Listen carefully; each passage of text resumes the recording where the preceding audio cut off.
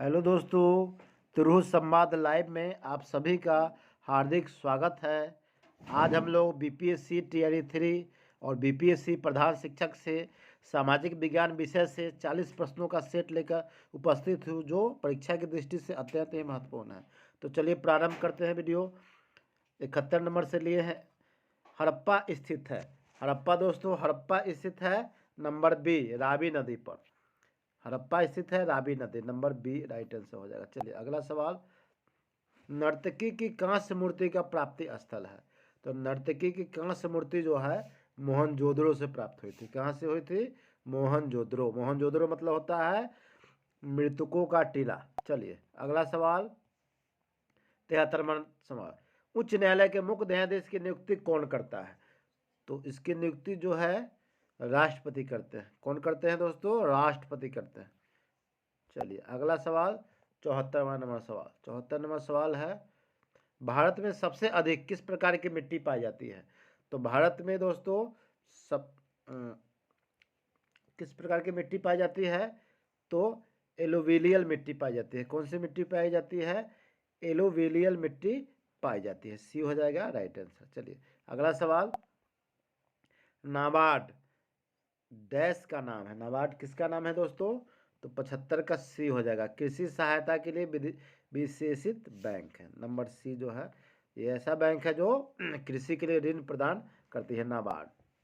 चलिए अगला सवाल। 76 नंबर सवाल। निम्नलिखित में से किस सिख गुरु ने गुरु नानक की जीवनी लिखी है?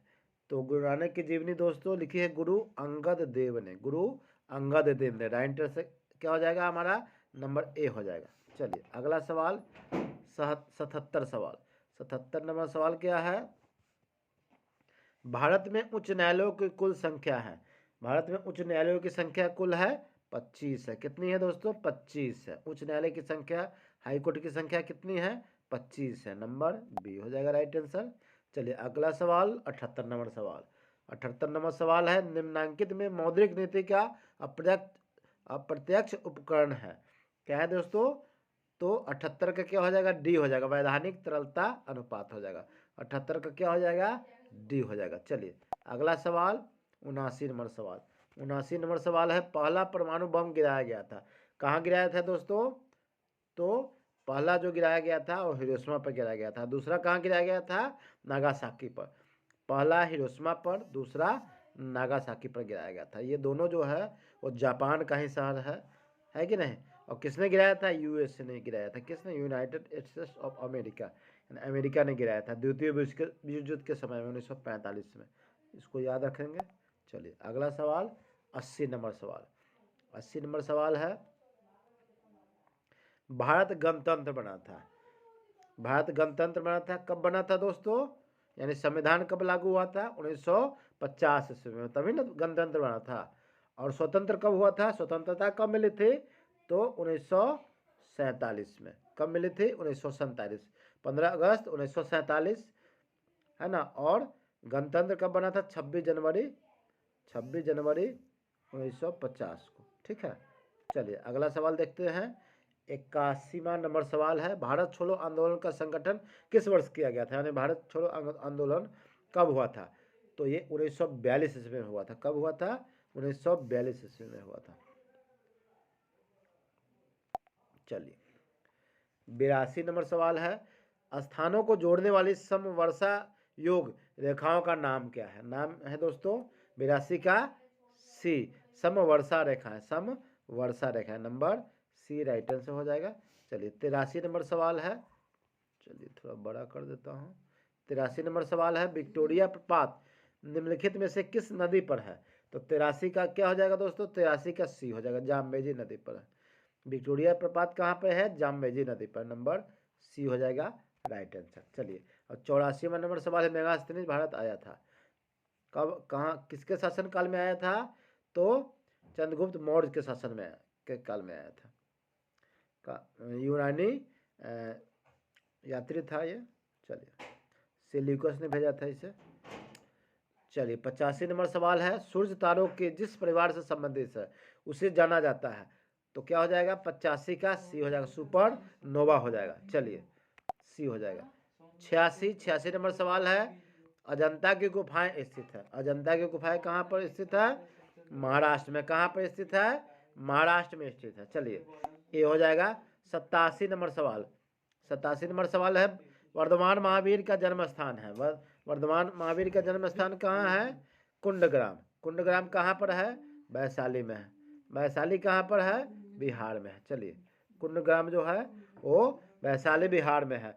इसको अब इसका अभी का नाम दोस्तों क्या है? वर्तमान नाम क्या है इसका? वासो कुंड। क्या नाम है? वासो कुंड। अभी नाम है, वर्तमान नाम है इसका वासो कुंड। चलिए यहीं पर वर्धमान महावीर का जन्म हुआ था। चलिए ठीक है। 88 नंबर सवाल है, आधुनिक समय में, थोड़ा बड़ा कर देता हूँ, आधुनिक समय में विधि का एकमात्र साधन है। कौन सा साधन है? विधानमंडल। कौन सा साधन है? विधानमंडल। चलिए अगला सवाल 89वां नंबर सवाल।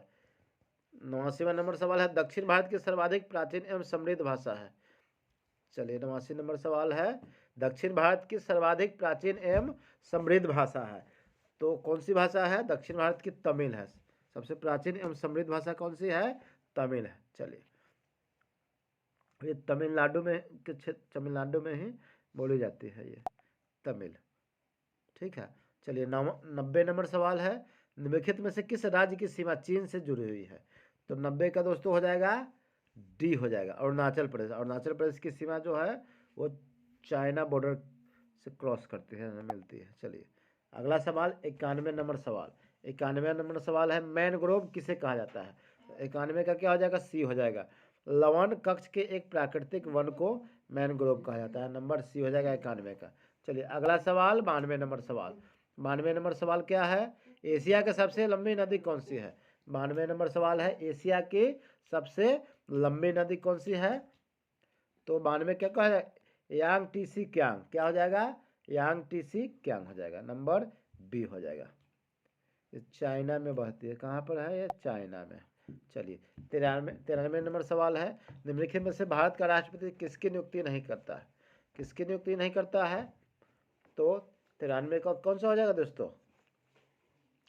प्रधानमंत्री की नियुक्ति बहुमत दल के जो नेता होते हैं उसकी नियुक्ति करते हैं।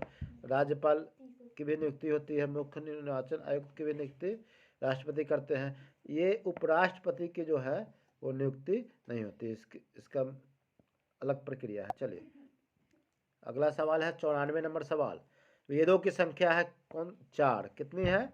4 है। वेदों की संख्या कितनी है? 4 है। कौन कौन?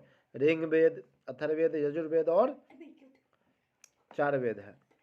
ऋग्वेद, सामवेद, अथर्ववेद और यजुर्वेद, 4 वेद है। चलिए सबसे पुराना वेद कौन सा है दोस्तों? तो ऋग्वेद है सबसे पुराना। चलिए अगला सवाल है 95 नंबर सवाल। 95 नंबर सवाल है, शिक्षक दिवस कब मनाया जाता है? कब मनाया जाता है? 5 सितंबर को प्रतिवर्ष मनाया जाता है। किसके जन्मदिन पर मनाया जाता है? स्वतंत्र भारत के द्वितीय राष्ट्रपति और प्रथम उपराष्ट्रपति डॉक्टर श्री राधा कृष्ण के जन्म दिवस के अवसर पर ये शिक्षक दिवस मनाते हैं। चूँकि उससे पहले वो शिक्षक थे, उपराष्ट्रपति बनने से पहले वो शिक्षक थे, इसलिए उन्होंने अपने जन्म दिवस को शिक्षक दिवस के रूप में मनाने का निर्णय लिया। चलिए तभी से ये शिक्षक दिवस के रूप में मनाया जाता है। 96 नंबर का सवाल है, राष्ट्र संघ दिवस मनाया जाता है। राष्ट्र संघ दिवस कब मनाया जाता है दोस्तों? तो राष्ट्र संघ दिवस मनाया जाता है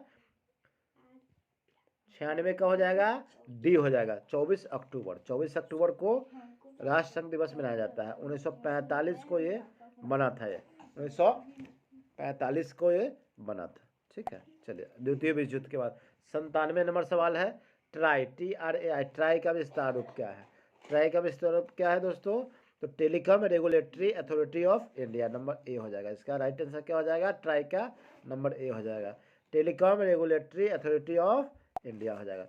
चलिए अगला सवाल 98 नंबर सवाल। 98 नंबर सवाल है, चीनी यात्री ह्वेंसांग भारत आया था। किसके शासनकाल में आया था दोस्तों ह्वेंसांग? तो 98 का डी है, हर्षवर्धन के शासनकाल में आया था। ठीक है। 99 नंबर सवाल है, 100 रुपये के नोट पर किसके हस्ताक्षर होते हैं? VVI क्वेश्चन है दोस्तों। ये क्वेश्चन जो है VVI, पहले इससे पहले वाला भी क्वेश्चन था, वो भी VVI क्वेश्चन था। चलिए 99 नंबर सवाल है, 100 रुपये के नोट पर किसके हस्ताक्षर होते हैं? तो 99 का क्या हो जाएगा दोस्तों? डी हो जाएगा। आरबीआई के गवर्नर के, आरबीआई के जो गवर्नर होते हैं वो उनका हस्ताक्षर होते हैं कितने? 100 रुपये के नोट पर। चलिए अगला सवाल है, सबसे बड़ा तेल शोधक कारखाना निम्नलिखित में से कहाँ पर है? कहाँ पर है दोस्तों? जामनगर में। 100 का क्या हो जाएगा? बी हो जाएगा। जामनगर में सबसे बड़ा तेल शोधक कारखाना है। 100 का क्या हो जाएगा? बी हो जाएगा। चलिए अगला सवाल 101। 101 क्या है दोस्तों? देखते हैं। कुशल स्थानीय स्वायत्त शासन के लिए विख्यात दक्षिण भारत का राजवंश था। कौन सा राजवंश था? तो 101 का क्या हो जाएगा? बी हो जाएगा। चोल। चोल जो थे वो स्थानीय स्वायत्त शासन के लिए विख्यात है। दक्षिण भारत का ये राजवंश था चोल। चलिए इसको याद रखेंगे। अगला सवाल 102। 102 नंबर सवाल है। चलिए थोड़ा बड़ा कर देता हूँ। कला की गांधार शैली की उत्पत्ति हुई थी। 102 का क्या हो जाएगा दोस्तों?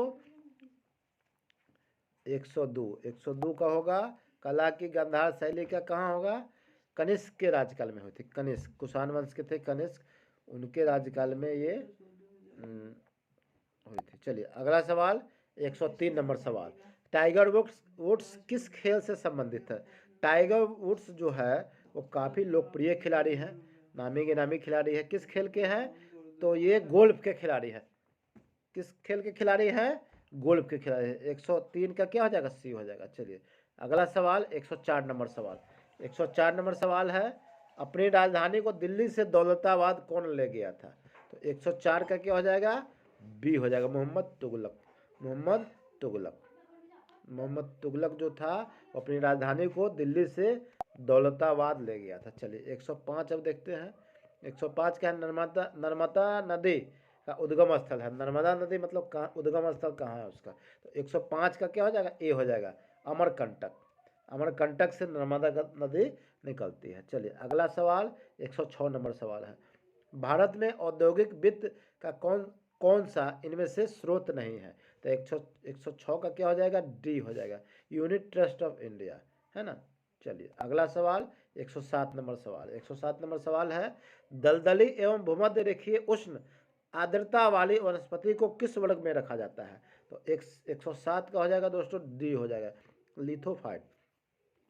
ये परीक्षा की दृष्टि से महत्वपूर्ण है, टीआरडी पूछा गया सवाल भी है। ठीक है। चलिए बीपीएससी टीआरडी में ये पूछा गया सवाल है। चलिए अगला सवाल 108 नंबर सवाल। 108 नंबर सवाल है, चलिए अटलांटिक महासागर की गर्म जलधारा कौन सी है? तो कौन सी है दोस्तों? Gulf stream. गल्फ स्ट्रीम जो है वो गर्म जलधारा है। क्या है? गर्म जलधारा है अटलांटिक का। चलिए अगला सवाल, लेब्राडोर तो ठंडी हवा होती है। चलिए 109 का क्या है? बिहार राज्य की मुख्य नगदी फसल कौन सी है? तो बिहार राज्य की नगदी फसल कौन सी है? गन्ना। ठीक है, गन्ना हो जाएगा। चलिए 110 नंबर सवाल, और इस सेशन का इस सेट का अंतिम सवाल भी है। उत्तरी सागर को बाल्टिक सागर से मिलाती है। कौन मिलाती है दोस्तों? तो नंबर बी, कीलनगर। तो चलिए इस प्रकार से हमने 40 प्रश्नों को देखा हमने। चलिए तो ये सवाल जो है वो काफ़ी परीक्षा की दृष्टि से काफ़ी महत्वपूर्ण है। सामाजिक विज्ञान से 40 प्रश्नों को देखा। और वीडियो कैसा लगा? वीडियो के अंत तक बने रहिएगा। कोई भी सुझाव हो, कोई भी शिकायत हो, आप कमेंट के माध्यम से दे सकते हैं। और चैनल पर अगर नए हैं तो चैनल को सब्सक्राइब कर लें ताकि इसका नोटिफिकेशन मिलता रहे आपको। और दोस्तों में ग्रुप में शेयर करें ताकि इसका लाभ सबको मिलता रहे। सबका साथ सबका विकास। धन्यवाद दोस्तों।